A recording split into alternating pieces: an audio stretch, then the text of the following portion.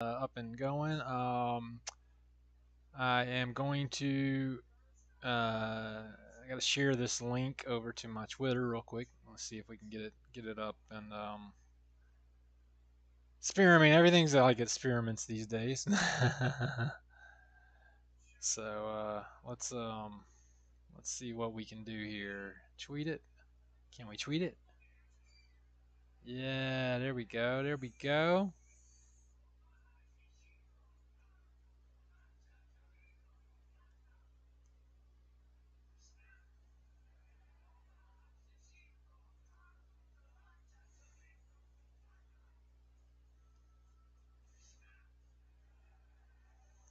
There we go. So yeah, I'm setting up my link on Twitter, guys, real quick. I'm gonna tweet this out. Hopefully that'll do something. I don't know. We'll see. Always always an experiment here for me until I get these things right. I'll get them right eventually once I have enough experience, right? So let's see what it did. All right. Well, that'll work for now. I mean, it didn't do what I wanted it to do, but hey. Um. So I just want to go over my thoughts about Jahiem Bell, um, and MarShawn Lloyd transferring from South Carolina. Uh, it's uh, it's a lot being said right now and whatnot, and I feel like in the case of Jahiem, we kind of all saw it coming. I know a lot of people were like, "Well, I didn't see it coming." Um, because you got his touches at the end of the year, da da da da da, But remember, he was getting touches because Marshawn Lloyd was sitting the bench injured. I'll come back to that specifically in a second. The thing with Jahiem was, he's a tight end, and my thoughts about Jahiem transferring and maybe even Jaheim's playtime and why things were going the way they were going. I've had some time to sit here and reflect and think about what was going on with Jahiem. And his mom was taking to Twitter a lot, right? She was very unhappy. And I had a conversation with somebody today, and that conversation we were talking about, if Jaheim's mom was on Twitter this much, and she was, putting out her displeasure. His uncle was doing it as well. Um, what were things like on the practice field? Was Jaheim maybe a little bit of a drama king? Was he just not happy because you know things weren't going his way? Maybe he wasn't being the team player that we were hoping, we would think or want out of him to be. So that could have been affecting his touches. I heard a lot of different things. The discussion I had today too was it's like we all expected this big star out of Jaheim as well, but I also watched him drop some passes in some key situations this year, guys. Like, I mean, was it like every game he dropped passes? No. Did he make great plays for us? Yes, but he also dropped passes. He missed blocks. That was a big talk early in the year. Was um, how many dropped passes, or not? Excuse me. How many blocks? Is he missing? He was missing blocks, and that was something being brought up in the press conferences and whatnot. He's getting better at blocking. So you hear the coaches telling you, hey, he's getting better at blocking. I'd come to his defense at one time and was like, hey, when is it going to get better, or when is it good enough that we're going to get him on the field? Is Nate Atkins really the guy that we want to be, putting in all these snaps? And then, hey, we didn't win, game in Clemson probably without Nate Atkins. So he's like, it's kind of hard to sit there and judge these things. But I will say, by the way he handled his transfer, making the merchandise, trying to sell merchandise right before he leaves and all that, kind of came off as less of a team player. Now, I go ahead and go over to Marshawn Lloyd.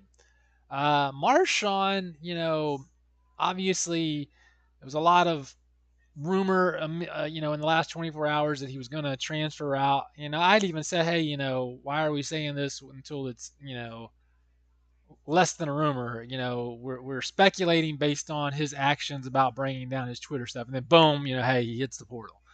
Um, I don't understand the MarShawn transfer. I wish him well. I wish both those guys well. I'm not going to hate on those guys. But now looking back at it, MarShawn wasn't playing. People were asked, what's going on with this thigh bruise? And I had come to the defense because I've had a thigh bruise. Hell, I got one playing football, and it hurt, man. It took a couple of weeks before I was right on that. Now, um, so but I've been kicked in the legs and stuff too. It's as an MMA fighter, I expected it maybe a week, two max, and it kept stretching and stretching. I have this weird feeling, it's like, all right, so was he actually just not wanting to play anymore? Did he just not want to play there? He's just kind of opting to sit the bench, and he's telling the coaches, "Oh yeah, my thigh bruise just isn't that good." I mean, when he did come in a couple of times, he just wasn't being very productive. I don't know. I don't want to speculate on things. But let's keep in mind, you know, we're talking about a thigh bruise, that took weeks and weeks and weeks to heal. That's just not normal. I'm not a doctor. I only speak from my own experiences. I've had a thigh bruise playing football. I've been kicked in the legs doing mixed martial arts, and those kind of injuries do take, they hurt, but do they hurt for 3 weeks, 4 weeks, 5 weeks? So I'm wondering if MarShawn was just simply going, you know what, dude, I just don't want to play here, or what was going on in his brain that he just basically opted out of playing over a thigh bruise. Um, it's a lot of speculation. I hate speculating, but at the same time, MarShawn has been mired with injuries since he's been on the team. That's not to take away from the talent. The kid, obviously, when he was on the field, made amazing plays. He did a great job when he was on the field. In a few games, let's say, I mean, honestly, against Georgia, the holes were there. I did a whole video breakdown on, the holes that the offensive line had created, and he wasn't breaking the runs, and that was actually something that was brought up. Was Coach Beamer had said in a press conference. He said, hey, the holes were there. We were one or two tackles from breaking big runs, and MarShawn didn't. Maybe but at that point he was just kind of getting his confidence back. He wasn't. I didn't want to hold that against him early in the year. And then as the year progressed, he made those big runs and he was breaking those tackles. And I had said, yeah, here's the difference.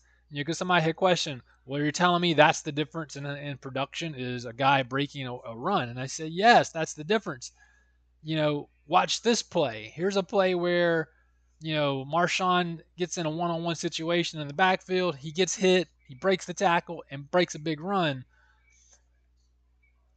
Yes, that's the difference because hey, if you can get your offensive players into those one-on-one situations, you've done your job, as an offensive coordinator and whatnot. So I don't want to, like I said, I don't want to speculate why MarShawn has transferred out, but I do want to say I worry that he sat the bench a little bit longer than I thought he should have for a thigh bruise. So maybe, perhaps, he already had this plan in mind. He was leaving the team. He didn't really want to,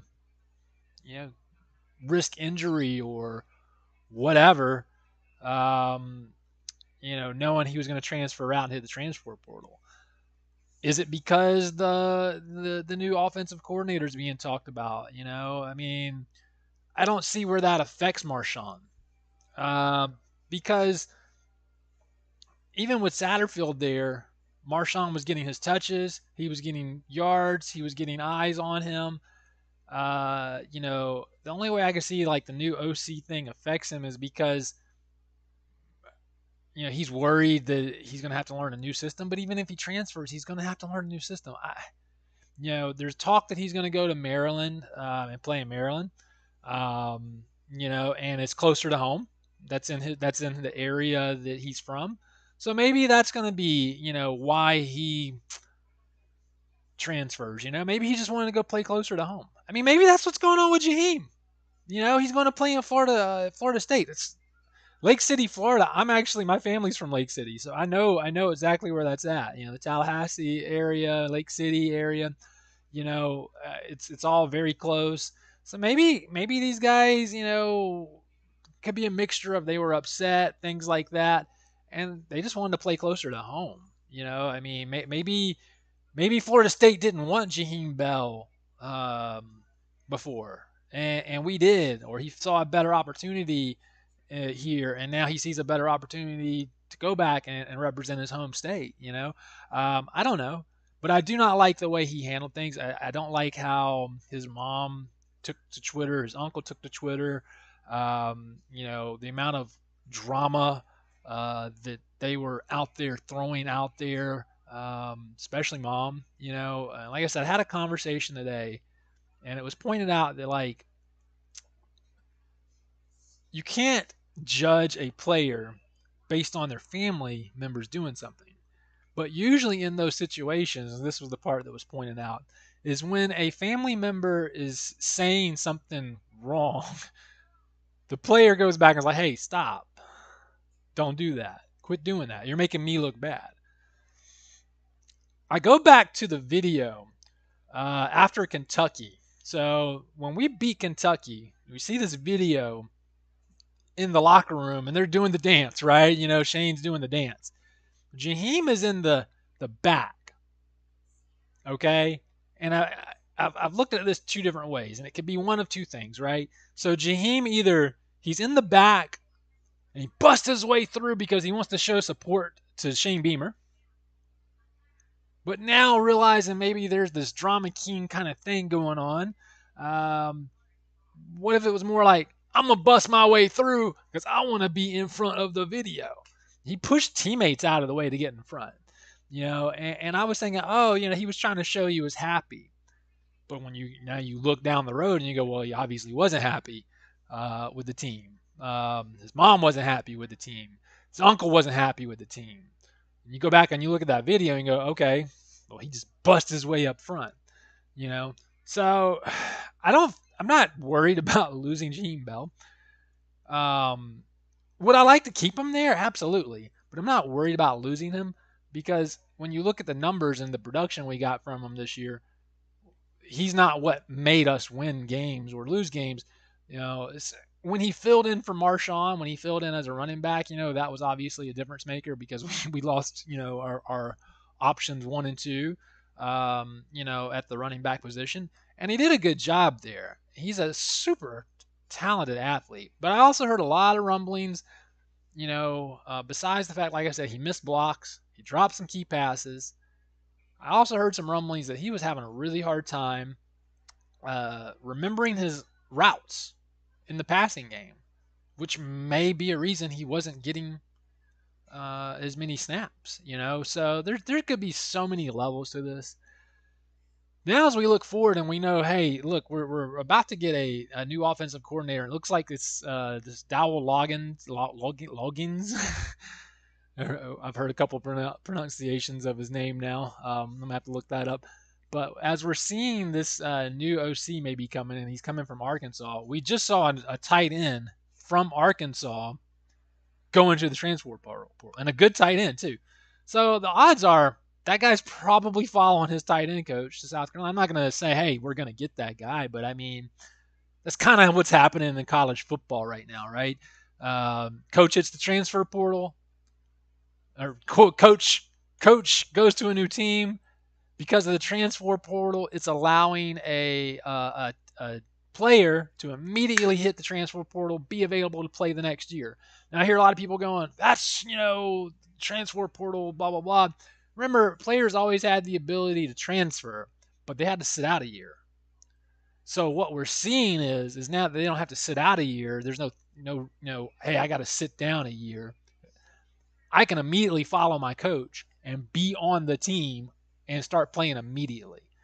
So that's going to take away from us, by losing, these two key players. Obviously, Stogner's going back out to Oklahoma. He said he wanted to be closer to home. Maybe it was something else. I mean, maybe he didn't feel like he got utilized enough. Stogner missed blocks, especially early in the season. He was missing, a lot of blocks. When I did my play breakdowns of Georgia, you'll see where I was talking about where Stogner was missing blocks. You know, I had some other people say, hey, Stogner was slow. And this is not, hey, criticizing Stogner. The guy I think is an amazing player. The question came down to who ended up being utilized the best. Nate Atkins ended up being the guy. By the end of the year, Nate Atkins was the guy. And I was right along going, why Nate Atkins? Why Nate Atkins? Why Nate Atkins? And we ended up seeing Nate Atkins giving impact blocks, opening up big holes for runs, making some big catches. So you just kind of balance it out and you go, well, did we lose a lot? Yeah, we lost some. I don't want Bell to leave. I wouldn't want him back now necessarily, not based on the way they handled things. I wouldn't want him back. It could be he just doesn't really fit in with Beamer's culture and team first mentality. Um, excuse me, MarShawn Lloyd, man, I hate to see that kid go, but when you look at it and go, well, man, he just kept sitting out and kept sitting out and kept sitting out over a thigh bruise. I don't know. That's kind of one of those, like I said, it only takes a couple of weeks usually for that to heal. I've experienced it myself. I've been kicked up. I had one in football. I've been kicked in the legs. I understand what the thigh bruise is like. I mean, it had to have been a really extreme thigh bruise for him to still be impacting him up into Tennessee because I think he didn't really get back in the rotation until really Clemson. So, I feel like maybe he was maybe knowing he was going to leave and therefore he doesn't have the team first mentality anyway, and so maybe he's not going to really be missed in there. I know that the players, the coaches, they go, "Hey, farewell. We wish you well, brother." Blah blah blah blah blah.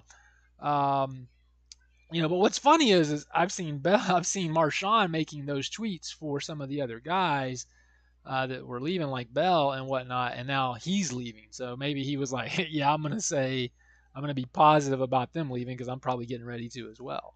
So it's a lot of speculation, guys. But in the end, we've got a lot of recruits coming in. We got a lot of changes going on. A lot of things are going in a positive trend. We hear a lot of people unhappy about the potential offensive coordinator hire. I saw somewhere where it was a done deal. I haven't heard that officially yet anywhere, except for like one person's. Somebody has made it sound like it was official, but I don't. As far as I know, it can't be an official thing until tomorrow after the board of trustees meets and they do the contract work and all that. So maybe something happened in the last several hours where it's now official, but I mean, we're all pretty certain that's where it's going to be. Is Dowell Loggins is going to be the new OC? Maybe these guys kind of knew it and they didn't want to be part of that. We can look at that and go, oh, it's a bad thing. But like I said, he's already got one tight end that's entered into the portal from Arkansas. What are the odds that guy's going to follow him here? Who knows? Maybe we get Rocket Sanders enters the transfer portal soon too. I don't know if he had any eligibility left. That's a big wish, right? That was a great running back too. But who knows what's happening in Arkansas right now that Dowell Loggins knows about? Things that are going on and rumblings over there, and it's all getting, none of this stuff's supposed to happen before players hit the transfer portal, but we know it's happening. We know the rumors are being said. We know there's a lot of back channeling going on. So maybe there's a lot more going on. Maybe we'll catch a few Arkansas players we weren't even thinking about, and they're going to immediately fill those holes in the roster. I choose to just be positive and look forward to seeing what's going to happen versus going, oh, we had all this positive energy and now it's just going to go down. That's not the way to look at it, guys. I mean, I don't know why Satterfield left. I heard, there was the rumor that he knew he wasn't going to get his contract extended. after the Florida game, that was public knowledge, which wasn't public knowledge, but I've heard that rumor that he knew that then. So I mean, maybe there's been rumblings going on. Maybe people knew for a little while that things were about to happen. I don't know. I don't know. We don't know from the outside. You'll hear people say, I got insider information on this, I got insider information on that. Sometimes they'll end up being right, but sometimes they're wrong. And it kind of shows that like they don't necessarily know, they don't necessarily have the insider information they're thinking they have. But I don't have insider information. All I can do is look at it from the outside. I have like a fan, more of a fan's perspective on things, and I can look at it from the outside and go, be positive. Be positive, because we're on an upward trend. I'm all tongue tied tonight. Last year we weren't supposed to get but 3 wins. They said we were going to get 3 wins. Coach Beamer comes in, he gets us 6 wins, bowl eligible, and a big bowl victory. This year they said 5 wins. We were going to get 5 wins. Well, we got 8, and a big bowl opportunity coming up. Now, yeah, we got some guys opting out, that aren't going to be playing in the bowl. But so does Notre Dame. They've had some guys opt out. I'm sure more of that's going to happen. Um, I don't really feel like what happens in this bowl game is going to dictate what happens with recruits. And I feel like a lot of the recruits that are um, getting involved with the program right now have really bought into Coach Beamer. Okay, regardless of offensive coordinator or not, who you think should or shouldn't come in. I feel like Coach Beamer himself has gotten the energy and everything. So these recruits are coming for him. I'm gonna sign off, guys. Just giving this stuff. Just my live thoughts, my unedited live thoughts. As I was thinking about them earlier. Trying to get more into content creation. Hey, if you like what you're hearing, I want to turn this into a more regular thing. I want to continue doing my play breakdowns and analysis will probably be my number one content. Obviously, somebody I was talking with said I did good with that, and I should probably make sure that continues to be a big thing. Uh, Before the bowl game, I would like to get out some play breakdowns and things like that. Not just us, but maybe also Notre Dame. Maybe talk about where the strengths and weaknesses are that we can attack for them as well. So anyway, guys, please like, share, follow, whatever platform you're watching this from. Share it with your friends. If you're a Gamecocks fan like I am, I just want to bring a positive, good vibe to the community, and and a positive vibe to Gamecocks football. So, but a truthful vibe. I'm never going to be all positive. I'm never going to just, like I said, I had some positives and some negatives tonight to say, and I'm always going to give it to you guys like I see it, like I feel it. And when I break down plays, when I'm doing my play breakdowns, I'm just going to show you what's there, what I see from my experience of watching football and doing video breakdowns as an MMA fighter and whatnot, and looking for weaknesses and strengths and defenses, offenses, all this different stuff. I'm going to give you guys what I see. Okay. I'm not going to like sugarcoat things. I'm not going to be overly critical. It's always going to usually be somewhere in the middle. So, anyway,